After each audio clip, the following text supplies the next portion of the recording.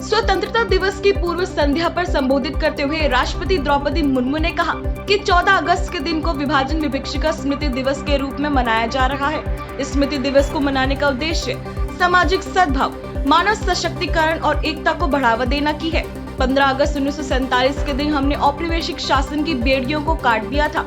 उस शुभ दिवस की वर्षगांठ मनाते हुए हम लोग सभी स्वाधीनता सेनानियों को सादर नमन करते हैं। राष्ट्रपति ने कहा, आजादी का अमृत महोत्सव मार्च 2021 में दांडी यात्रा की स्मृति को फिर से जीवंत रूप देकर शुरू किया गया। उस युगांतकारी आंदोलन ने हमारे संघर्ष को विश्व पटल पर स्थापित किया। उसे सम्मान देकर हमारे इस महोत्सव की शुरुआत की गई। यह महोत्सव भारत की जनता को समर्पित है। पिछले वर्ष से हर नवंबर को जनजातीय गौरव दिवस के रूप में मनाने का सरकार को निर्णय स्वागत योग्य है। हमारे जनजातीय महानायक केवल स्थानीय या क्षेत्रीय प्रतीक नहीं है, बल्कि वे पूरे देश के लिए प्रेरणा का स्रोत है। 15 अगस्त 1947 को मिली स्वतंत्रता के बदले में देश को 14 अगस्त को बंटवारे का दर्द भी झेलना पड़ा था। देश की आजादी के 75 साल के बाद भी विभाजन के जख्म अभी भी ताजा हैं। ऐसे में आज भारत के विभाजन के दर्द की स्मृति को याद करने के लिए भारतीय जनता पार्टी ने देश भर में मौन मार्च का आयोजन किया। भाजपा के राष्ट्रीय अध्यक्ष जेपी नड्डा सहित पीयूष गोयल और अन्य भाजपा नेताओं ने विभाजन विभिक्षिका स्मृति दिवस के मौके पर मौन मार्च में हिस्सा लिया।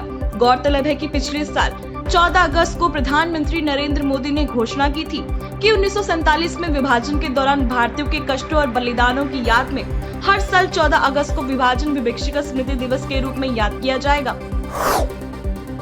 महाराष्ट्र में लंबे इंतजार के बाद शिंदे सरकार के मंत्रिमंडल में विभागों का बंटवारा कर दिया गया। इस दौरान मुख्यमंत्री एकनाथ शिंदे को एमआरडीसी और शहरी विकास विभाग की जिम्मेदारी मिली। वहीं उप मुख्यमंत्री देवेंद्र फडणवीस को गृह और वित्त मंत्रालय का जिम्मा मिला। चंद्रकांत पाटिल को उच्च और तकनीकी शिक्षा विभाग तो सुधीर मुनगंटीवार को वन विभाग की जिम्मेदारी मिली।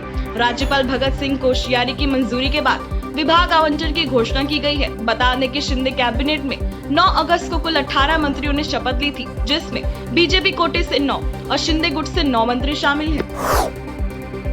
शेयर मार्केट के बिग बुल राकेश झुनझुनवाला का 62 साल की उम्र में निधन हो गया। उन्हें मुंबई की ब्रीच कैंडी अस्पताल लाया गया था। झुनझुनवाला को 2-3 सप्ताह पहले ही अस्पताल से डिस्चार्ज किया गया था। दिग्गज कारोबारी झुनझुनवाला के निधन की पुष्टि ब्रीच कैंडी अस्पताल ने की है। शेयर मार्केट से पैसा बनाने के बाद बिग बुल एयरलाइन सेक्टर में भी उतर चुके थे। उनकी नई एयरलाइन कंपनी आकाशा एयर ने 7 अगस्त से ऑपरेशन शुरू कर दिया है। भारत के स्वतंत्रता दिवस की पूर्व संध्या और पाकिस्तान के स्वतंत्रता दिवस की संध्या पर अटारी वाघा बॉर्डर पर सीमा सुरक्षा बल और पाकिस्तानी रेंजर्स ने मिठाइयों का आदान प्रदान किया। गौरतलब है कि पाकिस्तान 14 अगस्त को अपना स्वतंत्रता दिवस मनाता है, जबकि भारत 15 अगस्त को अपना स्वतंत्रता दिवस मनाता है। गौरतलब है कि मिठाइयों के आदान प्रदान की ये परंपरा वर्षों से चली आ रही है।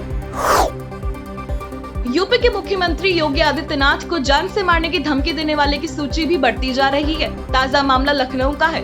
लखनऊ में सीएम योगी आदित्यनाथ को 15 दिन में बम से उड़ाने की धमकी देने वाले को साइबर सेल की टीम ने अपनी गिरफ्त में ले लिया है। मुख्यमंत्री को बम से उड़ाने की धमकी देने के आरोपी सरफराज को राजस्थान के भरतपुर से गिरफ्तार किया गया है। लखनऊ में साइबर क्राइम सेल की टीम को सूचना मिली थी कि सरफराज ने यूपी 112 पर व्हाट्सएप के माध्यम से सीएम योगी आदित्यनाथ को बम से उड़ाने की धमकी दी है। पूरा देश आजादी का अमृत महोत्सव और स्वतंत्रता की 75वीं वर्षगांठ मना रहा है, लेकिन देश विरोधी तत्वों को यह हजम नहीं हो रहा है। आतंकी इन खुशियों में खलल डालना चाहते हैं। समाचार एजेंसी AINS की रिपोर्ट के अनुसार इंटेलिजेंस ब्यूरो को ताजा इनपुट मिले हैं। आतंकी स्वतंत्रता दिवस के मौके पर देश की राजधानी दिल्ली समेत कई अन्य शहरों में घातक हमलों को अंजाम दे सकते हैं। IB ने इसको लेकर हाल ही में 5 अलर्ट जारी किए हैं, जिसमें ध्वजारोहण समारोह में IED विस्फोट का भी अलर्ट है। खुफिया एजेंसी से मिले अलर्ट को देखते हुए लाल किले के आसपास पतंग समेत उड़ने वाली सभी अन्य वस्तु पर पूरी तरह प्रतिबंध लगा दिया गया है।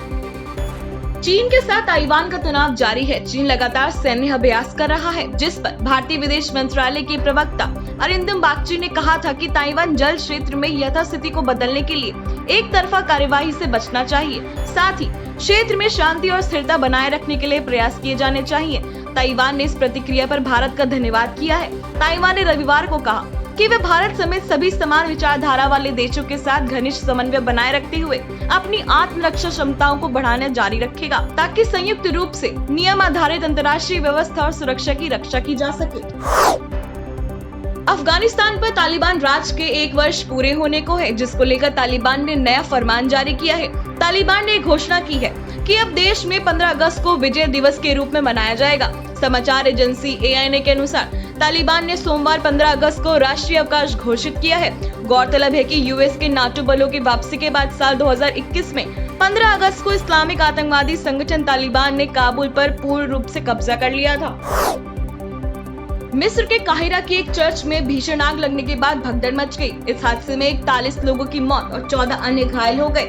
आग लगने के कारणों का तत्काल पता नहीं चल पाया है। पुलिस ने कहा कि प्रारंभिक जांच में बिजली के शॉर्ट सर्किट को आग लगने का कारण माना जा रहा है। बताया जा रहा है कि आग रविवार सुबह उस समय लगी जब सभा चल रही थी। आग को बुझाने के लिए 15 अग्निशमन गाड़ियों को घटनास्थल पर भेजा गया है। दमकल अधिकारियों ने आग पर काबू पा लिया है।